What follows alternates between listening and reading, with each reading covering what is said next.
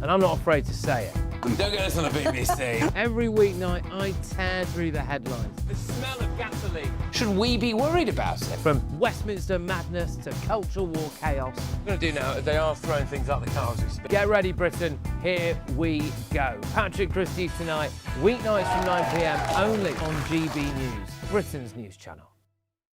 Hi, I'm Michelle Dewberry, and my show is your opportunity to cut through all the noise and dive in headfirst to some robust debates. Ideas clash. Situation, No, because the failure is... You're deliberately avoiding my point. Nothing's held back. And if you think this is the end of it, wait for more. And we do not shy away from the difficult stuff. Sometimes I want to shake people and say, if only you understood. So join me on Jubes & Kerr weeknights at 6 p.m, only on GB News, Britain's news channel.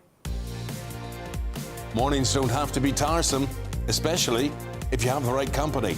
Wake up to news as it happens, opinion and debate, and of course, a little bit of entertainment too. Because when the kettle's on, we're on. That's Breakfast on GB News, a show worth waking up for. Every morning from 6 a.m. Only on the People's Channel, Britain's news channel.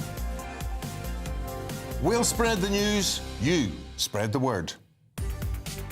From the school run to the home run, watch a new show for all of Britain. So he can say whatever he wants. A straight-talking show where all voices are heard.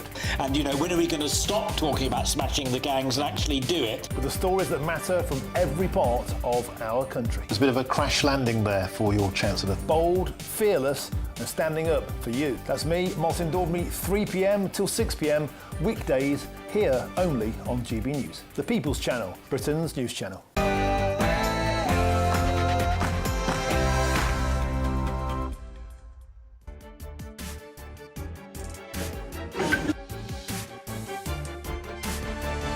Here to you all. Coming up on the show tonight, brand new council homes are reportedly being lined up for illegal migrants. That's while British families sit on waiting lists that stretch into decades. Is this another betrayal of the British people or a necessary measure bringing short-term pain for long-term gain? The poor are getting poorer under Labour. That's according to fresh data out today amid stark warnings for the self-employed about their January tax bills. Is this the final nail in the coffin for the myth that Labour is the party of working people? And His Majesty the King has featured in a new documentary calling for harmony between society and nature. But are we really in need of an eco-revolution, as the film suggests? And last night's London skyline was spectacularly lit up to celebrate New Year's Eve. But Mayor Sadiq Khan has been accused of politicising the display. We'll take a pretty close look into that one. We're also going to get those updates on the tragic fire in the Swiss ski resorts as authorities identify the casualties. State of the Nation starts right now.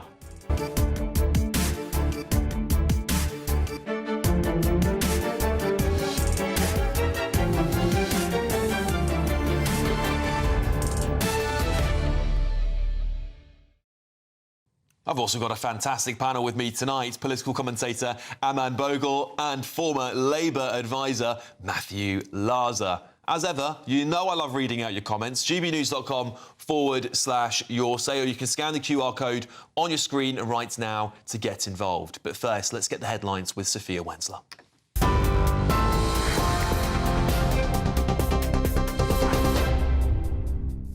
Good evening, I'm Sophia Wensler with your headlines.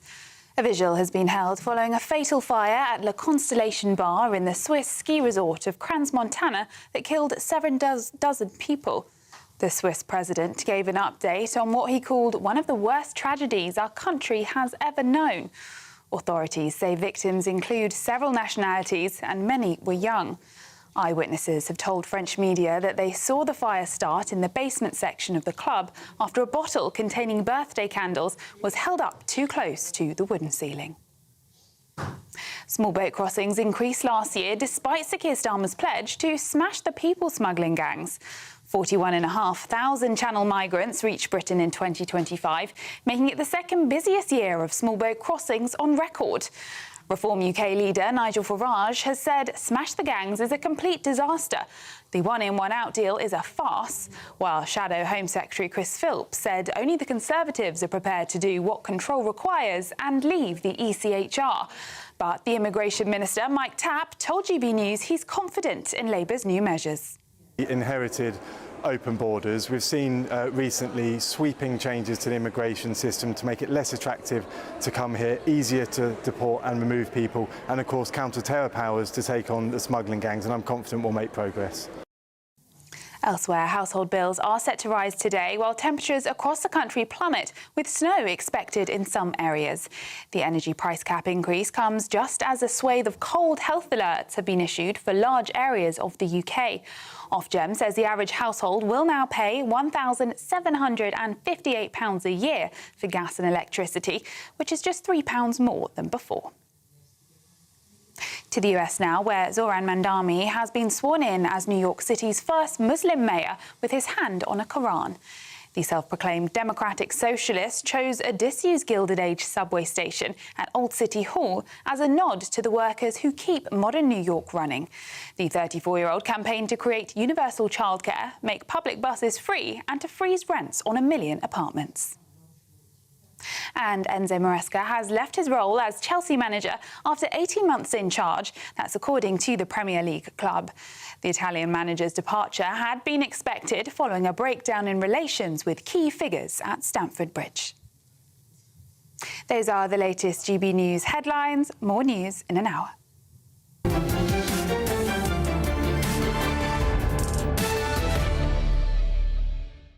Oh, Happy New Year. Bad news. Brand new council homes are now being lined up for illegal migrants while British families sit on waiting lists that stretch into decades. That's the reality facing this country as the Prime Minister hails change on the horizon in his New Year's message.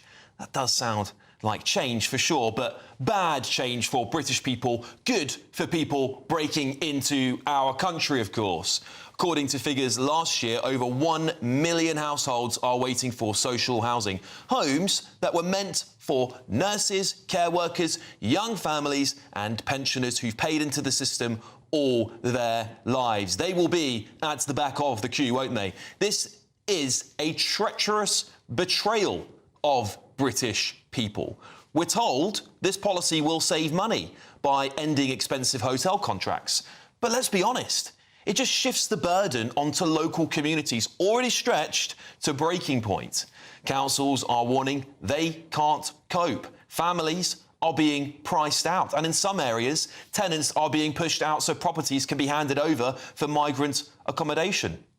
Putting it bluntly, this is displacement of native British people, isn't it? People watching this know exactly what's happening in your local areas. And many of you who might be on these waiting lists for social houses have followed the rules, waited years, and now you're told to wait even longer because someone else has jumped the queue. This is going to mean councils that sign up for this new programme will become magnets for illegal migrants. Towns will be flooded with them as they know they'll be jumping the queue for a free home after contributing absolutely nothing. If you're British, English, Scottish, Welsh, Northern Irish, you work, you pay tax, raise a family and play by the rules, you shouldn't come second in your own country, should you? I shouldn't even have to say that out loud, but that's the truth. You are becoming second-class citizens in your own country. And joining me to talk about this, political commentator Ahmad Bogle and former Labour advisor Matthew Laza. Matthew, I'll start with you.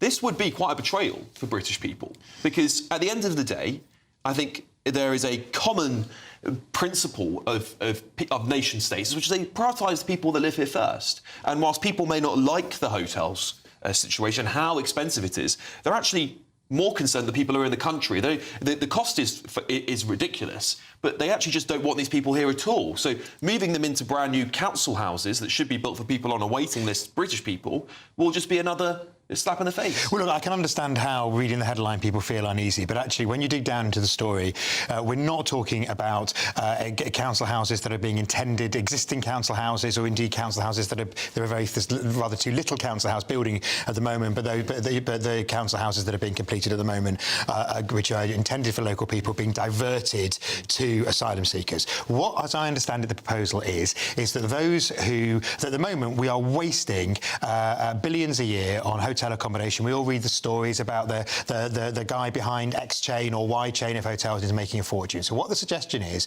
that rather than doing that, this is a cheaper option to buy up some houses and sort of some student accommodation, or even old hotels that were no longer functioning, but particularly to buy up houses that can be an asset, which when Labour brings down the number of asylum seekers, which I hope it is going to do with the tough policy that Shabana Mahmood's announced, that when it is not needed for asylum seekers, it will then be an asset that goes to the community. So rather than giving money away on hotels, which you never see any return for, you are saving money in the short term and leaving an asset which is of use for the community in the long term. Absolutely agree. We need to get the numbers of people coming over in small boats right down, but we need to do. This is a better way of managing it in the short term. We've got to find a way of managing it in the short term. Well, Matthew, it sounds very nice what you're saying, but it doesn't change the reality that those homes should be going to British people first, right? That's the problem, Aman. And regardless of whether this is a temporary measure, I don't think it will be. I think once these people move into these houses, they'll be there permanently. They'll probably be there forever, and they'll be claiming on the state and all these other things too. The burden will become phenomenal to the Britain over the course of their lifetimes. Look, this is an absolute betrayal of the British people. It's a slap in the face of every single one of these 1.3 billion Britons on the waiting list. And it's also a slap in the face of every legal migrant who's done it the right way, who's gone in the long queue to get a visa, come here properly and contribute to the British economy and society. But let's be honest, the cost right now is £5 billion, and we've had a record 41,472 migrants. Well, these are illegal dinghy-wallahs that have no right to be here. And you know what? It's costing £5 billion a year. That's the tax receipts of nearly 600,000 average taxpayers. It's unacceptable. The only solution is to pick up every single illegal dinghy-wallah and drop them back on the French coast. This stops in 24 hours. That's the only way to stop this, and that's the solution. Rinse and repeat. Yeah, Matthew, Aman's right. People are outraged, as I said before, at the hotel situation. They don't want the cost, but it's not the fact that they're in hotels that winds people up. It's the fact that they're here in the first place. Surely they should just be put in detention centres. This is going to be a magnet. We will talk about incentives. We've been warned by the President of France, who came over here and said to the Prime Minister, you have too many incentives for migrants to come to Britain. End them. He hasn't heeded that warning. This will be a massive draw. Well, he has on things like digital ID cards, which I know you're not a fan of. Digital ID cards won't change anything, as they haven't done across anywhere in Europe, Matthew, as you very well know. The President of France made that as one of the major... Well, he was wrong about that. But he was wrong about that. But he was right about the fact there are a lot of incentives here. And this will be yet another one. Come to Britain, get put up in a hotel, then go into a free home, which you'll probably live in forever, and will pay for all your benefits. Certainly we need to make sure that there is no option of people living in them forever. But they will, Matthew. You know they will. I don't, because even if people... and as asylum claim is accepted, there's no necessarily that you're telling me they're going to go. You're telling me that they're going to all of a sudden get high-paying jobs in Britain, which most British people can't get, by the way, and they're not going to be subsidised by the state and need to live in those council houses. Look, I bet you, if we could do some research, the amount of migrants that have been moved into private accommodation will never leave it. There is no council that is willingly going to make anyone homeless. There are already Labour councils who are using discretionary housing benefit payments to house immigrants who should have been deported long ago. The only solution is mass deportations. You pick them up. And you know what? There's already a precedent for this. In 2025, at least on 6 occasions, the Coast Guard and the Royal Navy actually left people on the French coast. So if they could do it 6 times, they can do it 1,000 times. Well, look, I don't believe, and I don't think anybody serious about this in politics thinks that you can do mass deportations. It's simply, Why? Because it's against law and decency. Which laws? Which laws, Matthew? ECHR laws, perhaps? Well, even if you leave the ECHR, you're going to have a Human Rights Act. Well, we can get rid of that quite quickly as a sovereign nation, can't we? Do we need to reduce numbers of people coming across the Channel channel, yes. And you will not do that by giving them free housing. These houses, if used, will be small in number and will be part of, you said about detention centres, the government is launching detention centres. We had the problem is that whenever a detention centre is proposed, you saw James Cleverly, who is in the Tory shadow cabinet, and it talks tough, and then what does he do? He I disagree with him. the detention centre in his own constituency. Why should any local community have unvetted, unknown foreign men in their local community threatening their women and girls? Well, most people don't threaten, but in a minority of cases, obviously that's happened, and we've seen some pretty appalling cases. Even one is one too many.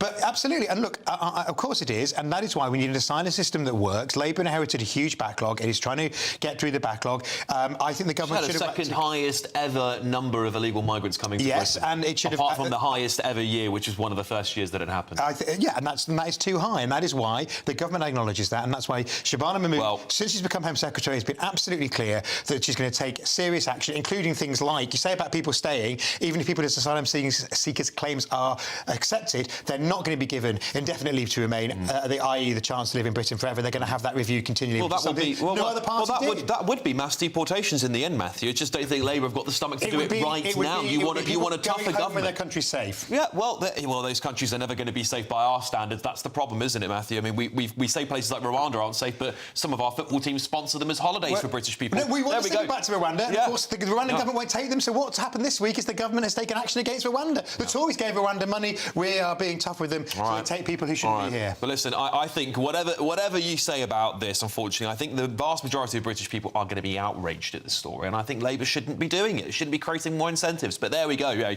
What do you think at home? gbnews.com/your say. A government spokesperson has said this: the vast majority of social homes in this country go to British nationals, and priority is given to local people who need it most. People who arrive in the country illegally or migrants on student or work visas cannot access social housing.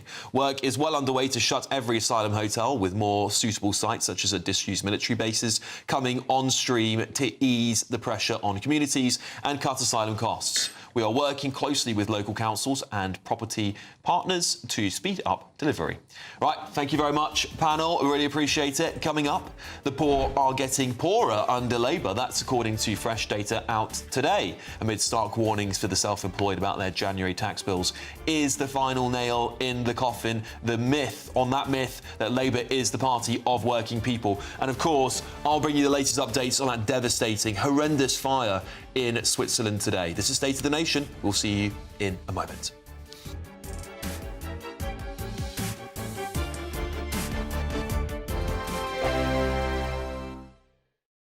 Westminster's full of talk, but out here, it's the real world. Am I allowed to talk now? No, that's it. This is where it matters. Real people and real lives. That's what politics is all about. In fact, has Trump made a good start? No. Straight answers, no spin, and just a couple of pints. How many fingers have I got up? About 10. So join me for Lee Anderson's Real World every Friday at 7 p.m. only on GB News. The People's Channel, Britain's news channel. Martin Daubney, weekdays from 3 p.m. Well, you're absolutely right. Spot on. I couldn't help feeling that perhaps it was actually just a joke, and they were going to come back in 2 years' time and say, we took you all in. It was, in fact, a joke. Now we're going to produce something more serious, because it's absolutely hilarious and ridiculous. Commercial suicide, I described it as. Well, the individual behind it is no more. What would you like to see from the brand? Presumably not people with asymmetric haircuts in pink dresses with sledgehammers doing precisely zero to do with cars. Well, again, absolutely, you're spot on. I mean, it's just totally unrelated to cars at all. It wasn't even a car in the advert. Jaguar was built on style, and that brought passion for cars. That's what made them different. I remember many years ago, a Jaguar executive in the States saying to me, people say, I like my Mercedes, but I love my Jaguar. It's all about passion. Style engendered that. That's what we've got to have. We need to see a proper, more traditional, stylish, real Jaguar that can build on the brand and heritage of the past. OK, Philip Paulson, I'm going to put you on the spot now. If you're in charge of the next Jaguar advert, what would it look like? as diametrically opposite and different as it possibly could be from what they produced. I suppose, I mean, I live a little in the past, I admit, although I also think I'm hopefully realistic about the current situation and everything, the present. But I'd like to see the heritage shown. Jaguar were not afraid to talk in the past about their heritage, the Le Mans wins back in the 50s, the E-Type in the 60s. This is what added excitement and luster to the brand. GB News, the People's Channel. You want to know what's really going on in the corridors of power? Labour don't know what to do with you half the time, and that makes you quite lethal in the chamber. Get behind the headlines with Chopper's political podcast. Join me, Christopher Hope, as I sit down with the great and the good of British politics. We'll see where this ruling takes us. These are the stories shaping our nation. Chopper's political podcast, available now on all platforms. Listen in and stay ahead.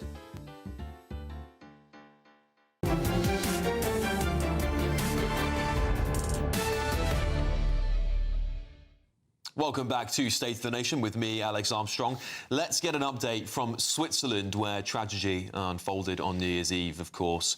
Around 40 people have died and 115 injured after a fire tore through a crowded bar in the Crans-Montana ski resort. Witnesses say the ceiling caught fire after a bottle with a lit candle sparked flames. And breaking tonight, King Charles has sent a letter to the Swiss president saying this: "My wife and I were appalled and greatly saddened to learn of the devastating fire last night. It is utterly heartbreaking that a night of celebration for young people and families instead turned to such a nightmarish tragedy." While offering our admiration for the heroic first responders and the selfless emergency services, we wanted above all to convey our deepest possible sympathy to all those who have been so dreadfully affected by this horrific disaster. Well, joining me to talk about this story, of course, after authorities in Italy have been responding all day to this tragedy, is Italian journalist Angela Corrias joining me now. Angela, thank you so much for joining me this evening. Very, very tragic news out of Switzerland. Angela, what's the latest on this? We've just heard the King here, of course, in Britain, has written a letter to the Swiss president. What's the latest on your end? Apparently 13 Italians are hospitalized between Switzerland and Italy. 3 have been evacuated to the major burns unit in Milan's hospital, Niguarda, and 6 Italians are still missing. So the Italian Foreign Ministry, they are asking the families of the people involved in this tragedy to get in touch so they can make a full list of the Italians who were there. Yeah, Angela, of course. Mainly they are young people. Yeah. This is what was going through my mind earlier on. It would always be young people at a bar on New Year's Eve, so I can imagine so many families must still be waiting to hear whether any of their loved ones were involved. There'll be hundreds of people, as you said, Angela, scattered throughout hospitals. When should families expect to hear from the authorities? Is there any timeline on that yet, Angela? Not yet. Some, they have already been identified, but some are not. Like 13, yes, but 6 are still missing. And of some, they still don't know the names. There are families who have already contacted the Foreign Ministry, and they are looking for their relatives, the family members. OK, and Angela, do we know when the police will start and launch a proper investigation as to how this happened? And do you expect Swiss authorities to be reviewing safety standards in similar resorts? They have said that they already launched the investigations. That's why they are still... They don't want to confirm yet the causes, because the witnesses have said a few apparent causes, such as the birthday candles on the bottles of champagne or a firecracker on the ceiling, but the authorities are still not confirming, because they said investigations are still ongoing. They also said that the staircase towards the exit was very narrow. They said yes, was very narrow, but they are still not even confirming whether it was compliant to the safety measures or not. So for now, they are not confirming anything. OK. Angelo Corrias, thank you so much for joining me, Italian journalist there. Of course, at home, we will keep you updated on this very tragic story.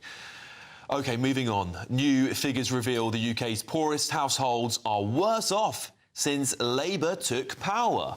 And it's set to get even bleaker, with families across every income bracket facing a fresh squeeze on their finances as higher bills and tax rises bite this year.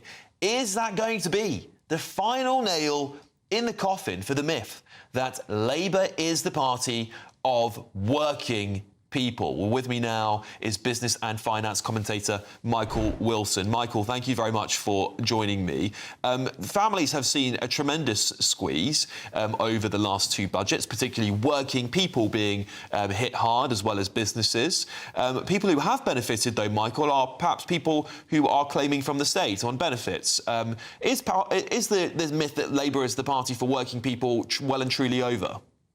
Depends what you mean by working people. That's something which has mystified me for a very long time. However, that said, look, the sad fact is it doesn't really matter who's in power, quite honestly. I'll come back to Labour in a second, but the continuing narrative, as long as I've been doing my present job, has always been that people in poorer households just spend more of their money on necessities and, you know, like food and heat and so on. And I don't need to tell anybody, I'm sure, that those prices have gone up. So basically, they're spending more of the so-called disposable income on necessities of life, and those prices have risen. I do agree with you. I feel as though Labour ought to be the party that looks after working people. I do believe that there is also a tremendous job to try to keep prices down as much as possible for necessities. And unfortunately,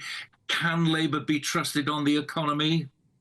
Don't know. I don't know. I really don't know. It's down to people who lead ordinary working lives to make that judgment. And Michael, is the reality here? I mean, Labour came into government promising growth, promising, to be on the side of business and on the side of what they were. I define working people, by the way, as people who are in work. That's my definition. That's as best as I can give you, because that is as loose as it is. I guess that phrase that's banded around quite a lot, working people, which is sometimes the government can't define it themselves. But that's my definition of it, Michael. I would say if they promised all those things, like growing the economy, helping their people's wages go up, then actually they failed to do that, particularly now in their second budget. Should people... Go ahead. Yeah, no. I mean, I agree. I think what's happened is that, if you look at the reality of life and what the reality of life in this country is, it's made on the back of small businesses that pay tax. Now, if you do anything to crimp the growth in small businesses, never mind entrepreneurs, never mind massive growth in the economy and all the rest of it, unless you make life simple and relatively easy for small businesses to employ people who in their own turn pay tax, then unfortunately the state just gets bigger. And that's no answer. That's just recirculating money. Yeah. That's not creating anything.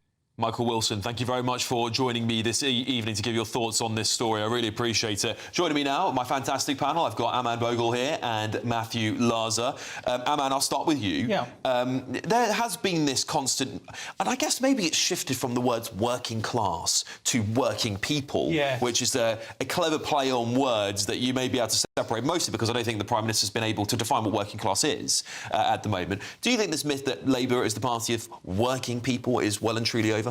Look, the Labour Party is well and truly over itself. The next generation feel worse off than their parents. The young are fleeing in droves to places like Dubai. The Labour Party has stolen the winter fuel allowance. Taxes are up. And you know what? The freeze on the income tax brackets means that by the next election, the average taxpayer is going to be worse off by £1,400. And you know what? This sort of boils down to the fact that we've got incompetent socialists running the whole place. Let's be honest, not a single cabinet minister has ever run a successful business. And that's a real indictment of this failed government, of how they are failing to run the economy at all. We've had a massive influx of migration. We've got huge numbers, but the GDP is down. People are worse off. And you know what? The poorest American state is still better off than us. It's a crazy statistic, but it's true. Matthew, can you define working people? Yeah, I mean, if I would be in charge of Labour's comms... Give it a go. Go on. I'm not going to define it as the government does. I mean, frankly, working people is almost all of us. And I think that the government, obviously, people who are retired are not working, so presumably a rather blunt use of that definition excludes them, which I think was some of the problems with the initial policy on the winter fuel allowance, where it was all about working people and they weren't thinking about people who'd worked all their lives. So, I mean, I think it's a blunt... it's a phrase I personally hate, and I've actually said to people in comms in the government, stop using it. It'd be precise about what you mean. It's too broad a phrase. Let's go back to maybe the image that Labour is the party of the working class then, because that has been the one that stuck with me for the most of my lifetime. It's the one I was told when I was growing up. Labour is the working class people's party. Has that gone now? Because you really are seeming to become a party of sort of the North Islington elite, as they're called, right? Well, look, I don't think that's the case, but I don't think the government has just taken the tough decision to end the two children benefit cap, which will take 500,000 kids out of poverty. 75% plus of their parents are in work. They're not just claiming benefits, and obviously some of the others... But why not only do it just for people in work, then? Because obviously some of the people claiming it are people who have got severe disabilities. You could include those. You could just include people that aren't in that bracket. Or they're seeking work. I mean, you know, I know Christmas is over, but it seems that Scrooge and Gradgrind haven't... But look, on income for people who are on the income levels, people at the bottom of the pile, there are things like the 150 quid off electricity bills, which, as Michael was saying there, people on lower income spend more percentage of their income on fuel bills, which will help them. And for the first time in years, under Labour, income is rising faster than inflation, which means that we're getting real income growth. Now, 1 year of that, you know, a swallow does not make a summer, or spring, whatever it is. Well, that 1 year or 18 months of real income growth doesn't make people feel that much better off. The government needs to sustain that over the next few years if it wants to get re-elected. OK, Aman, final thoughts to you here. Do you think that there's any other party that could do a better job of this than the current government are doing? Look, we need massive amounts of reform, and I think Reform UK are the party to come in and sort this out for one simple reason. We've had 3 decades of the Blairite orthodoxy, that is the civil service and also the wider Whitehall regime. And the only party, I think, that can come and sort it out and challenge it is Reform. We've had 14 years of the Conservative Party, initially with the Lib Dems. No, you know what? I was told when I was growing up that I grew up in a council house, on a council estate, very poor.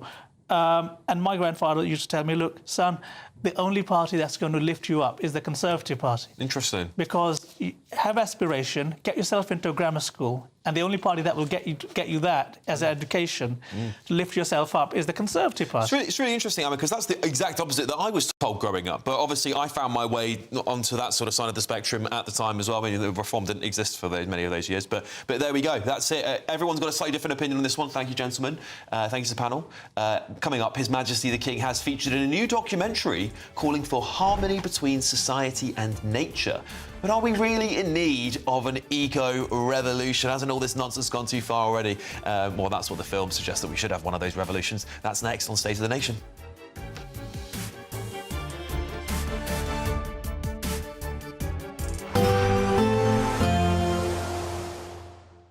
Dinner under the stars tonight? That reminds me of our travel insurance. You mean All Clear Skies? All Clear Travel Insurance sponsors GBNews Travel Destinations Forecast. Plenty of heavy and thundery rain across parts of southern Europe as we go through into the weekend. There's Storm Francis, which is heading towards Spain and Portugal, bringing heavy and thundery rain here. Also some heavy rain across parts of Italy, Slovenia, Hungary, Croatia, and the risk of some significant hill snow building up in parts as well. Into the weekend, well, there will be some dry weather around, but also further rain at times too. I'll see you later. All Clear Travel Insurance sponsors GBNews Travel Destinations Forecast. Good evening and welcome to your GB News weather update from the Met Office. Well, it's cold out there. We've got cold Arctic air coming down from the north. Snow showers across Scotland with ice and frost throughout this week and into the weekend. So high pressure to the west, low pressure towards the east, and that's what's driving this northerly flow. We've got to watch for this band of rain, sleet and snow across Northern Ireland. That will edge into Wales, into central and southern England as we go through tonight. So there is a Met Office snow and ice warning in force, especially through tomorrow morning with icy stretches possible. Otherwise, a cold night to come, clear skies across northern England, but frequent snow showers still piling in across Scotland. So to start Friday morning then, it's a cold start out there. Frequent snow showers with accumulations building up, especially over higher ground, with still that strong northerly wind. Across Northern Ireland, it's a case first thing with some bright spells, but also some wintry showers. And then towards the south of that, we hold on to this cloud, rain, sleet and snow. Otherwise, as we go through the day, that cloud, rain, sleet and snow will gradually sink its way further southwards. So that leaves actually many of us through Friday with a lovely, fine and settled day. Plenty of winter sunshine, but across Scotland, that's where we still have frequent snow showers, heavy, and there is an amber warning in force, especially across eastern areas of Scotland. So 10 to 20 centimetres further, plus 30 to 40 over the highest routes. As we start Saturday morning then, it's going to be another cold start with icy stretches in places where we've seen any snow showers, but otherwise the main focus again into Saturday will actually be across north and eastern areas where there is another warning in force. That similar theme into Sunday, it's staying cold with icy stretches and frosts overnight. Bye-bye. Decisions made in Washington aren't just shaping America, they're shaping Britain too. From migration to global security, from crime to health. Whatever happens in the White House today will be felt in your town or city tomorrow. That's why The Late Show is live from Washington, D.C. Cutting through the politics to show you what it all means for Britain. The Late Show live every night at midnight. Only on GB News, Britain's news channel. Exciting news. Every Friday, my Patrick Christie's Tonight Show is going to have a twist to it. We're welcoming some special guests. You. That's right, on Fridays I'm going to be doing my show in front of a live studio audience because this show is about you and what you have to say. It's going to be the same big debates, same big topics, same big opinions. But every Friday night at 9 p.m, you are invited to come on down to Patrick Christie's Tonight to be a part of the action. Only on GB News, the People's Channel, Britain's news channel.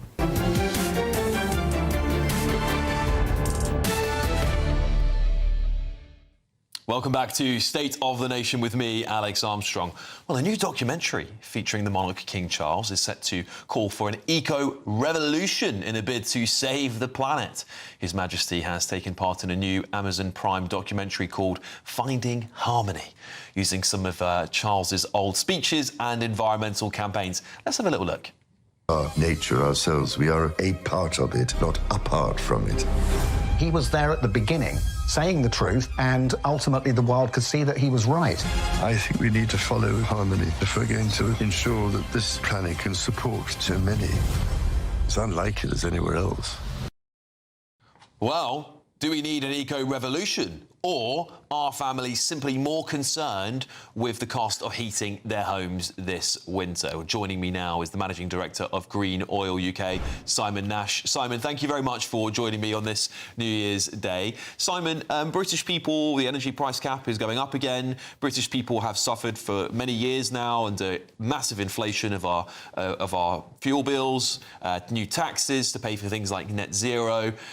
Surely a country that emits so little, we shouldn't be massively focused on this, considering China's built, what, 100 coal plants in 2024? That's a good point. China has built lots of coal-fired power stations to manufacture our made-in-China goods, which we import into the UK and Europe. And I'd say a lot of people's energy bills are very high because of the energy waste and the lack of double glazing and insulation in British homes. And everyone would have lower bills if those eco-policies were brought in earlier. Wearing warm woolen jumpers at home. People aren't given this advice. People dress very lightly and have badly insulated homes and then complain. I think King Charles, I need to say Prince Charles there, King Charles's work, a lot of it is about ecology as well, and I don't think anyone would disagree that we want to keep the trees and the habitats for birds and the clean water that we can swim in and, of course, drink as well.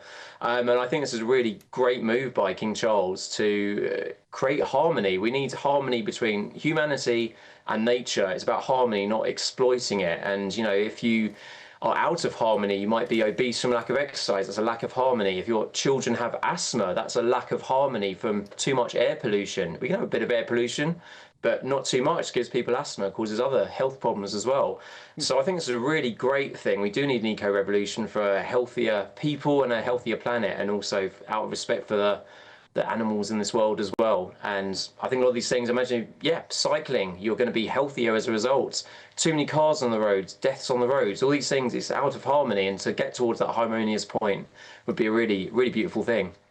Yeah, Simon, I don't disagree with you on ecology, by the way. I want to preserve our countryside. I think we should be building more trees, but the government is spending hundreds of millions of billions of taxpayer pounds on carbon capture plants, completely untested science. It's complete, pseudoscience as far as we're aware.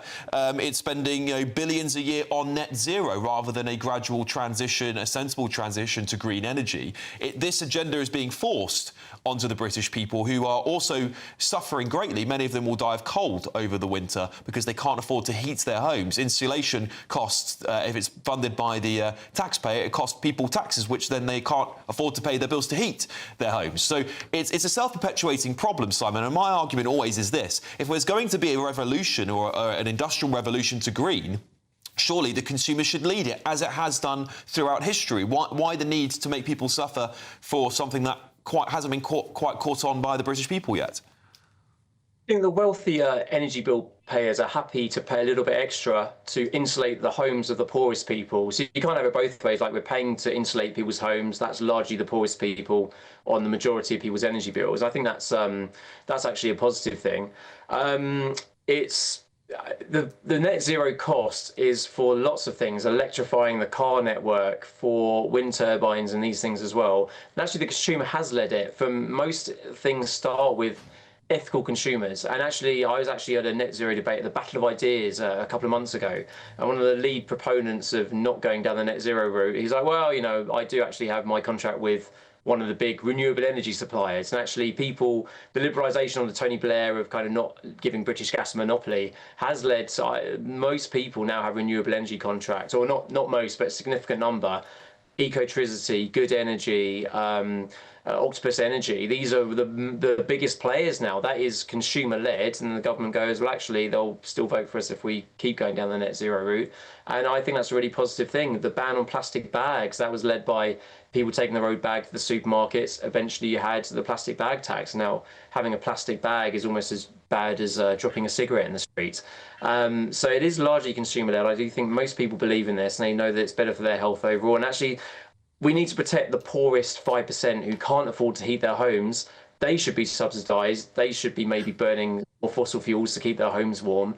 That's an issue of poverty, not an issue of net zero. Simon, as well as the issue of I think net zero being a government agenda that I think is making people poor, and that's making them suffer, which is making them reject, by the way, I believe massively reject this green energy push. I think that's part of the problem here, where the people who want an eco revolution will fail because you're making people suffer. A big part of the problem is that governments also do very stupid things, like, for example, burning wood logging fires at home, and they do that for the sake of air pollution, but you could then heat people's homes very cheaply through a sustainable energy source, which is trees, things that grow for free. Also, we could grow more trees instead of building carbon capture plants. And the problem I've got with it, Simon, is that a lot of the time these policies don't make sense. They simply contradict the reality of the world. Let's build more trees if we want to carbon capture. No one's going to oppose that. Let's let people heat their homes with traditional ways of doing so, like burning wood in their fireplaces. Do you see why people get so fed up with it? Because the ideology goes so far. They want people to live in caves. Well, yeah, I mean, I think it's an exaggeration to say they want people to live in caves. I think we want people to live in warm, healthy homes with as little pollution as possible. I personally disagree with this kind of anti-wood burning stove agenda. I think you're absolutely right. George Monbiot wrote in a book called Heat, and he said actually you could have, I think nearly 1 million homes running off wood based on the number of trees which are chopped down sustainably and replanted.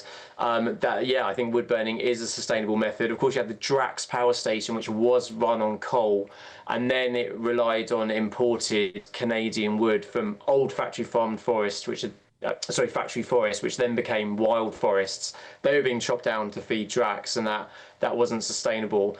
But if we believe in climate change and that burning fossil fuels is unsustainable and you can't get, it's a finite resource. Wood burning is a contentious thing amongst environmentalists. Some people like it, some don't.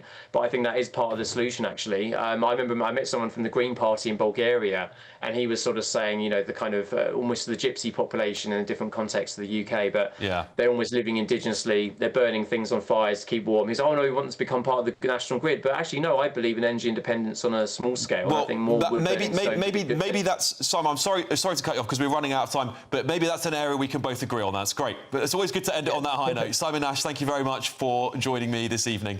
Coming up, the Mayor of London, Sadiq Khan, has been slammed for allegedly politicising the New Year's Eve fireworks display. We'll dig into that after the break. At GB News, we love to hear from you, our loyal community. So drop us a line at gbnews.com/yoursay.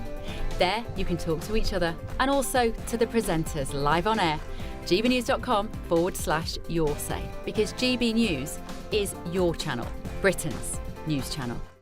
Hi, I'm Michelle Dewberry, and my show is your opportunity to cut through all the noise and dive in headfirst to some robust debates. Ideas clash. Situation, isn't it? Because the failure is... You're deliberately avoiding my point. Nothing's held back. And if you think this is the end of it, wait for more. And we do not shy away from the difficult stuff. Sometimes I want to shake people and say, if only you understood. So join me on Jubes & Co. weeknights at 6 p.m, only on GB News, Britain's news channel. Mornings don't have to be tiresome, especially if you have the right company. Wake up to news as it happens, opinion and debate, and of course, a little bit of entertainment too. Because when the kettle's on, we're on. That's Breakfast on GB News, a show worth waking up for. Every morning from 6 a.m. Only on the People's Channel, Britain's news channel. We'll spread the news, you spread the word. From the school run to the home run, watch a new show for all of Britain. So he can say whatever he wants. A straight talking show where all voices are heard.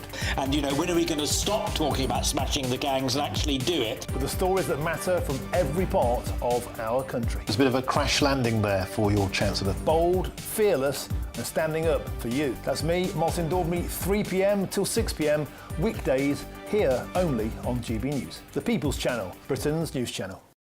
Westminster's full of talk, but out here, it's the real world. Am I allowed to talk now? No, that's it. This is where it matters, real people and real lives. That's what politics is all about. The fact is Trump made a good start.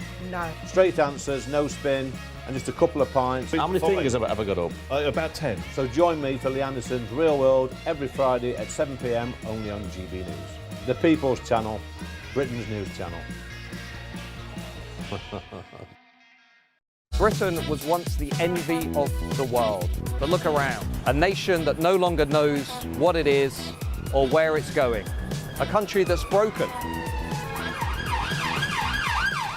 How do we fix Britain? How do we bring it back? Friday night with Matt Goodwin at 8 p.m, only on GB News. Britain deserves a newsroom that puts the facts and your voice first. Well, and that's what you get on GB News. Lively debates, lively conversation. And we're not afraid to hold power to account. And each other. So join me, Andrew Pierce. And me, Miriam Gates, for Britain's Newsroom, weekdays from 9:30 on GB News.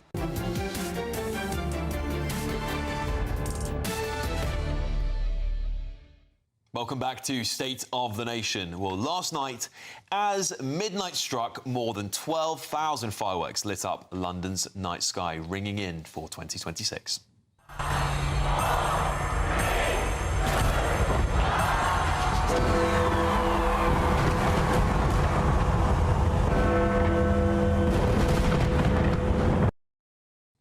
However, Sadiq Khan, the Mayor of London, has been slammed for allegedly politicising the fireworks for yet another year. The display featured stars of the European Union flag in the London Eye. Furious Israelis also hit out online after Israel's flag could only be seen as white with 2 blue stripes with no Star of David visible, although the Mayor's office have strongly denied the claim. We're going to talk about this here with my great panel, Ahmad Bogal and Matthew Larza.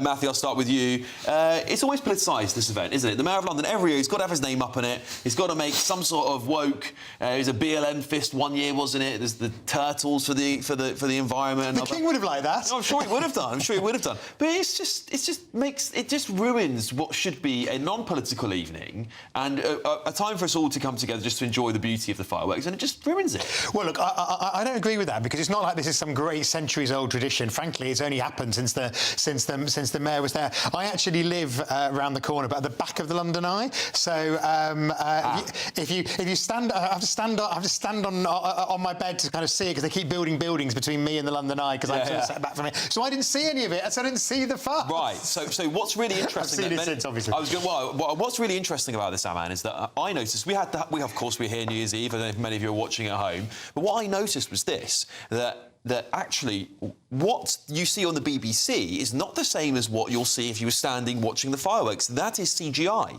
So the stuff on the London Eye, the woke messaging, is all for a specific audience of people watching on TV, and it's programmed in that way. And I just couldn't believe when I watched it today. I was like, well, what's this? They had something from a movie. Cynthia Erivo, who's a British actress, she was on there for Wicked. I'm like, what the hell is that? They might have been paying for that. Oh, that would be terrible if it was. That would be really bad if it was. But however, the messaging inside all of it, removing the Star of David or it not working digitally, is not good enough. They should have known better, shouldn't they? Absolutely. Despite the controversies. Look, any apology or any clarification from City Hall is absolutely backwards, as I would say. It's hogwash. The truth is, Khan does this every single year. He politicises the event, and frankly speaking, this is a Brexit cancelling, EU-loving, puffed-up popinjay of a mayor. He's a mayor of PR and paper clips. Yeah. That's what he is. Yeah. Look, he runs the police, the transport system, which is pretty vital to the city. What do you make? Makes a complete hash of that too. Do you think Sadiq Khan's been good for London, Matthew? Yeah, I think he's been a good mayor. I mean, there's a big question about whether he stands for a 4th term or not. Some people say 3 terms is enough. I may be inclined to agree with him. But look, the other thing about it is he has been re-elected twice since Brexit by a huge personal total. It's the mayor's thing. If he wants to make it political, that's fine. The people of London can vote him out, but they show no signs of doing so. It's such bad taste. It's such bad taste because the whole country watches the London. I think the London fireworks should be taken out of the mayor's hands and given to the government, because actually it isn't just London's fireworks. It is Britain's fireworks. But people of Edinburgh would say that they were the real fireworks, of course. My colleague was watching them last night, sent me pictures. Mine are better than yours. Let's break this down. First of all, more Londoners voted for Brexit than have ever voted for Sadiq Khan. True. And secondly, let's be honest, he's charging people £45 per person for a ticket to go and see a New Year's event in their own city, while he cancels the Primrose Hill area for people to view the New Year Eve fireworks. But that was on security concerns. Can I just say on that point? Because he's abolished the Royal Parks Police. This is really interesting because he does know what a border looks like. He does love borders, doesn't he, for that ticketed event? But when it comes to migration, he wants more. My house. It's very annoying, actually, that border, because people then come and stand outside my house and go, isn't it? When you see the borders around part of central London, and he goes, "Oh, we love people coming into the country. We want more migration." It's like, well, it's a big difference. I mean, in all seriousness, it's a safety issue, obviously, because otherwise you get, and we, Same if you bring millions of people into the country, it becomes a safety issue. Well, hang on, we can't conflate. It's quite, nice try, but I mean, I think it's perfectly reasonable to have a border up so that there's people are kept safe at the display. Maybe it should be free and there's a lottery to do it. Maybe get some sponsorship for it. I thought that the free enterprise might back that. Gosh. Maybe Cynthia Erivo can sponsor it. Well, I hope they're paying for something to give us a little bit of tax relief here in London, because the mayor's tax did she get an honour going up in the last week? Yeah, I think she did. But Aman, would you like to see the political messaging removed from the Mayor of London's fireworks? This should be, Sadiq Khan is Labour's chief of division. He peddles division in everything he does. The point is, these fireworks, this celebration should be for the whole country. London is the capital of the United Kingdom.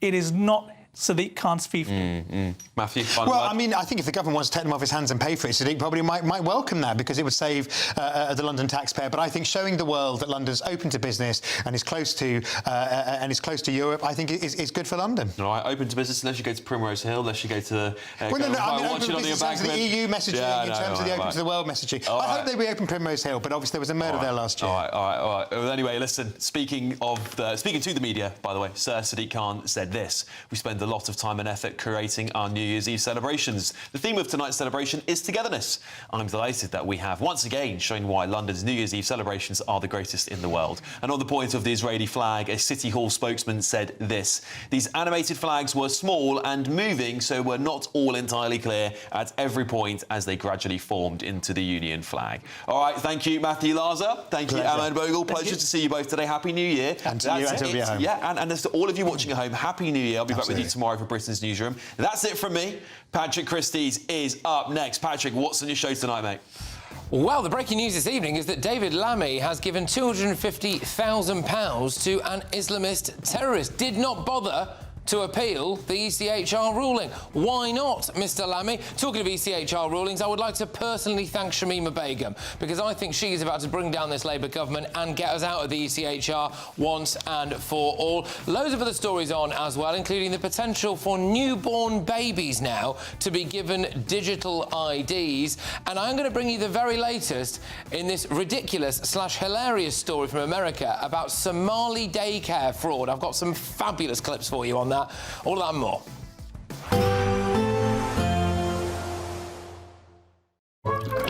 Warm and cosy, with a chance of zero visibility.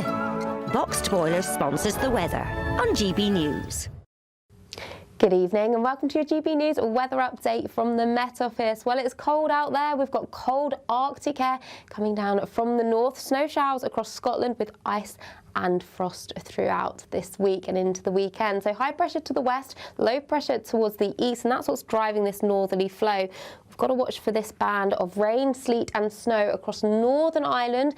That will edge into Wales, into central and southern England as we go through tonight. So there is a Met Office snow and ice warning in force, especially through tomorrow morning with icy stretches possible. Otherwise, a cold night to come, clear skies across northern England, but frequent snow showers still piling in across Scotland. So to start Friday morning then, it's a cold start out there. Frequent snow showers with accumulations building up, especially over higher ground, with still that strong northerly wind. Across Northern Ireland, it's a case first thing with some bright spells, but also some wintry showers. And then towards the south of that, we hold on to this cloud, rain, sleet and snow. Otherwise, as we go through the day, that cloud, rain, sleet and snow will gradually sink its way further southwards. So that leaves actually many of us through Friday with a lovely, fine and settled day. Plenty of winter sunshine, but across Scotland, that's where we still have frequent snow showers, heavy, and there is an amber warning in force, especially across eastern areas of Scotland. So 10 to 20 centimetres further, plus 30 to 40 over the highest routes. As we start Saturday morning then, it's going to be another cold start with icy stretches in places where we've seen any snow showers, but otherwise the main focus again into Saturday will actually be across north and eastern areas where there is another warning in force. That similar theme into Sunday. It's staying cold with icy stretches and frosts overnight. Bye-bye. Warm and cosy, with a chance of zero visibility. Boxed Boiler sponsors the weather on GB News. This is your chance to become our biggest cash prize winner to date. £85,000 in totally tax-free cash could be making its way from our bank account to yours. It would be like having over £7,000 per month extra to play with.